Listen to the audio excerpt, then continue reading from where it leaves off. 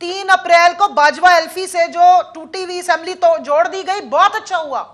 और जो बाजवा एल्फी से ये सारे इधर से उधर आ गए, जो असलम बुतानी साहब ने तो असेंबली में खड़े होकर बयान दिया है, बाकियों ने भी असेंबली में खड़े होकर बयान दिया है कि जनाब आली हमें तो इकट्ठा किया गया, हमें तो फोन आते थे, बाजवा साहब ने आप लोगों को एक तरफ इकट्ठा किया, वो तो बहुत आईनी था और हमने तो उसके खिलाफ कोई बयान भी नहीं दिया, हमने तो अदालत की तौहीन भी नहीं की।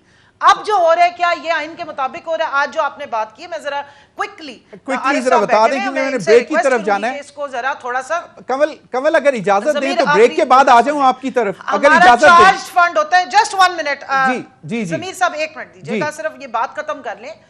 जो चार्ज फंड होता है, इनका आर्टिकल 81 है, मैं लेके बैठी हुई हूँ, इसके मुताबिक आपकी जो special remuneration payable to the president है, जजेस ऑफ द सुप्रीम कोर्ट है, इस्लामाबाद हाई कोर्ट है, इलेक्शन कमिश्नर है, चेयरमैन डिप्टी चेयरमैन है, स्पीकर एंड डिप्टी स्पीकर है, वो जब भी गैर जरूरी मामलात के लिए जब भी मांगेंगे, ये चार्ज फंड है, चार्ज फंड है, बिल्कुल नहीं आपको पेश करना होता, ये कायमा कमेटी में पेश नहीं करना। बिल्कुल चौधरी जाफर वेरी राइट, 83-84 पढ़े।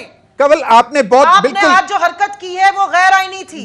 कमल आपने बिल्कुल वैलिड पॉइंट उठाया है, क्योंकि चौधरी जाफर इकबाल साहब भी पार्लियामेंट में बैठते रहे हैं, नेशनल असेंबली का हिस्सा रहे हैं। बाजवा साहब के ऊपर तबारा तो सबसे ज्यादा नवाज शरीफ और उनकी बेटी पड़ती है, और उनके बकौल जो 2017 में उनको वजीर आजम से हटाया गया था, हुकूमत नहीं उनकी गिरी थी, हुकूमत में वजीर आजम आ गए थे शाहिद खाकान अब्बासी साहब, और उन्होंने अपना टेन्योर पूरा किया था। 30 मई 2018 को आखिरी दिन था इनकी हुकूमत का, उसके बाद वो गए हैं। तो नवाज शरीफ साहब को कान से पकड़ के निकालने वाले बकौल इन सबके वो बाजवा साहब थे, तो अब उन पे क्यों नहीं ट्रायल चला रहे हैं? अब ठंडे होके क्यों बैठ? मरीम नवाज साहिबा ने भी डिमांड की है कि भाई को बता दूं, मरीम नवाज साहिबा ने डिमांड की, लेकिन बाजवा साहब का नाम नहीं लिया। उन्होंने कहा कि जनरल डिमांड नहीं ना करें, कोर्ट मार्शल करें। डिमांड क्यों कर रहे हैं? माशाल्लाह बिस्मिल्लाह करें, जबरदस्त लॉयर हैं इनके, वजीरे जो कानून है, और भी बड़े लोग हैं हमारे। चलें मुद्दे पे आ जाएं। इतने कानूनदान आ जाते थे, अब क्यों नहीं आते?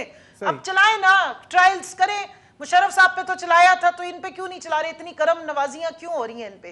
क्योंकि जिस तरीके से ये आए हैं ना, वो जो 5 तस्वीरें उन्होंने दिखानी शुरू की थी, उसके सारे किरदार बदल गए। उनमें उन्होंने जजेस को डाल दिया और बाजवा साहब को बाएहतराम एग्जिट दे दिया, क्योंकि उन्होंने अपनी किए कि इनको पूरा कर दिया ना, वापस लाने में उनका पूरा हाथ है। और जिन इंटरव्यूज की वो बात करें, वो तो मुकर जाते हैं अपने हर इंटरव्यू से। अब आपने जो बात की, देखें 2 चीजें हैं, पाकिस्तान या तो सल्तनत शरीफिया और जरदारिया डिक्लेयर कर दे कि इनकी मर्जी का आइन चलेगा, जहां ये कहेंगे, जो ये लिखेंगे, जो इनकी फरमाइश होगी, जैसे जावेद लतीफ साहब फरमा रहे हैं कि जी नवाज शरीफ आएगा। और बाय द वे वो वही बात दोहरा रहे हैं जो मरियम कहती रही है कि मेरा बाप आएगा तो इस मुल्क में हर काम होगा, वरना हम किसी चीज को नहीं मानते। या तो इस मुल्क का जो कॉन्स्टिट्यूशन है, ये मुल्क इसके मुताबिक चलेगा, या तो ये इस्लामी जमहूरिया पाकिस्तान है, तो अदालतों में आइन के मुताबिक फैसले होंगे और आपकी मर्जी से नहीं होंगे। सही। जमीर साहब मुझे 1 मिनट बात कंप्लीट करने दें। मेरे पास वक्त इवन मुज़ाकरात भी होंगे ना, तो इसके मुताबिक होंगे। ये नहीं हो सकता कि मेरी जो फरमाइश है या मेरे दिल की ख्वाहिश है कि एक टाइम पे जो है इलेक्शन हो। भाई अगर आपने एक टाइम पे इलेक्शन कराने तो फिर आईनी तरमीम कर लें, खत्म कर दें, यहाँ पे बैठ के मामला तय कर लें, इसमें लिख दें कि एक टाइम पे इलेक्शन हो सकते हैं, असेंबलियां नहीं टूट सकती। बिल्कुल और आप अगर असेंबली तोड़ेंगे तो हम इलेक्शन नहीं होने देंगे। या तो ये मुल्क इसके मुताबिक चलेगा, या फिर आप सल्तनत जरदारिया और शरीफिया डिक्लेयर। लेकिन उसमें एक कोशिश तो है कि मुज़ाकरात के जरिए सबको टेबल पर बिठाकर एक तारीख की तरफ जाया जा सके, इस पर भी बात करते हैं। नाज़रीन वक्त है एक ब्रेक का, कमल ब्रेक की तरफ जाना है, मेरे पास वक्त बहुत कम। देखें ज़मीर साहब, जिस दिन हमने कहा कि हम असेंबली में वापस आ रहे हैं, तो इन्होंने बाय फोर्स पुराने रेट्रोस्पेक्टिव में जाके वो इस्तीफे एक्सेप्ट कर लिए, जिसको इलेक्शन कमीशन ने खत्म कर दिया। वो डी नोटिफिकेशन उन्होंने खत्म करके नोटिफिकेशन को बहाल कर दिया। और यही राजा परवेज अशरफ साहब हैं जो कहते हैं अंदर नहीं आना, क्योंकि इन्होंने प्रोटेक्शन देनी है राजा रियाज साहब को। दूसरा जो आपने कहा मुज़ाकरात, देखे मुज़ाकरात सुप्रीम कोर्ट पंचायत नहीं लगा सकती, सुप्रीम कोर्ट आइन की तशरीह करने की पाबंद है, वो आइन के मुताबिक चलेगी। हम भी मुज़ाकरात आइन के फ्रेमवर्क के अंदर रह के कर सकते हैं ना, अपनी फरमाइशों पे तो कर नहीं सकते। या तो आइन को आप साइड पे रख के कह देंगे चले जी आप जो काम होगा आइन के बगैर होगा। लचक तो तब होती कि अगर ये इन्होंने कहा कि आप अपनी 2 असेंबलियां तोड़ दें, पंजाब की और केपी की, तो हम इलेक्शन करा दें। देखिए आप लोगों ने सिलेक्टेड के बड़े नारे लगाए, आप पूरी दुनिया ने देख लिया है कि सिलेक्टेड क्या होता है और सिलेक्टेड और कठपुतली सरकार क्या होती है। तो वजन जिसका जिस तरफ है वो तो सबको नजर आ रहा है। अगर आप सब कुछ करवा सकते हैं तो जरा प्लीज ट्रायल भी चलाएं ना आप। जनरल फैज साहब भी इधर ही हैं, जनरल बाजवा साहब भी इधर हैं, वजीर आजम इनको याद कराती चलूं कि शहबाज शरीफ साहब हैं, और साथ में इन्हें यह भी कहूंगी कि जरा नाम याद कर लें कि इस वक्त आपका इंटीरियर मिनिस्टर जो वजीर दाखिला है, जो सबको धमकियां देता है, राना कातिल, वो भी मुस्लिम लीग नून के हैं। जो आपके लॉ मिनिस्टर हैं वो भी मुस्लिम लीग नून के हैं, और मेजॉरिटी जो एक आपने डिफंक्ट काबीना अपनी बनाई हुई है, जो लंबी लाइनें लगी हुई हैं, वो 82-84 लास्ट टाइम तक थी, उसमें से मेजॉरिटी लोग जो बैठे हुए हैं वो नून लीग के हैं।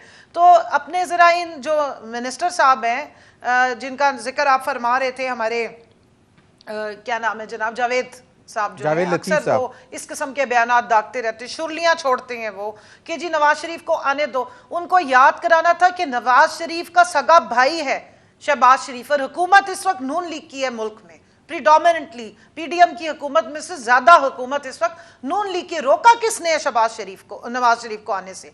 वो जो यहाँ से सबको लंदन यात्रा पे बुला के और वहां पे बैठ के मुल्क के खिलाफ साजिशें करता है और वहां बुला के काबीना की मीटिंग्स चेयर करते हैं, तो इधर तशरीफ ले आए। किसने रोका है उनको आने से?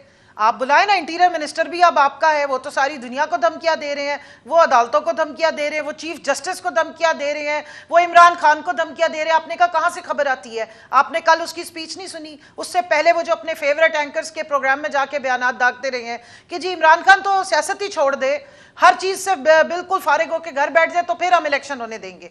आज मैं समझती हूँ इस बयान को बहुत सीरियस लेना चाहिए। जो जावेद लतीफ साहब ने एक शगुफा छोड़ा है ना कि आज नवाज शरीफ को आने दो, हम इलेक्शन करा देंगे, तो यहां से आप अंदाजा लगाएं इनकी बदनीयती का। अब जो आइन की बहुत ज्यादा ये बात कर रहे थे कि जी वो जो वोट ऑफ नो कॉन्फिडेंस था वो तो बहुत आइन के मुताबिक हुआ, लेकिन उसके बाद आपने आइन के साथ सलूक क्या किया? इस सबस किताब को अब आप कहां रख रहे हैं? जहां आपकी मर्जी का आर्टिकल्स आ जाए तो तालियां जबरदस्त।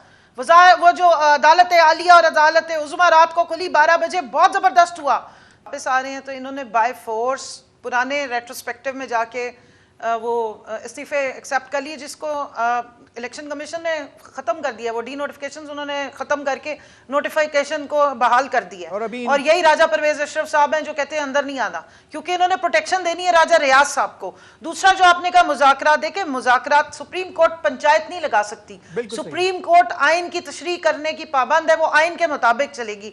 हम भी मुज़ाकरात आइन के फ्रेमवर्क के अंदर रह के कर सकते हैं ना, अपनी फरमाइशों पे तो कर नहीं सकते। या तो आइन को आप साइड पे रख के कह देंगे चलें जी अब जो काम होगा आइन के बगैर होगा। लचक तो तब होती कि अगर ये इन्होंने कहा कि आप अपनी 2 असेंबलियां तोड़ दें, पंजाब की और केपी की, तो हम इस इलेक्शन करा देते। यानी कि आपका मतलब है कि अगर मुज़ाकरात होते नहीं है तो आइन के दायरे के अंदर रहते रहते किए जा सकते हैं, इसके बाहर नहीं किया जा सकता।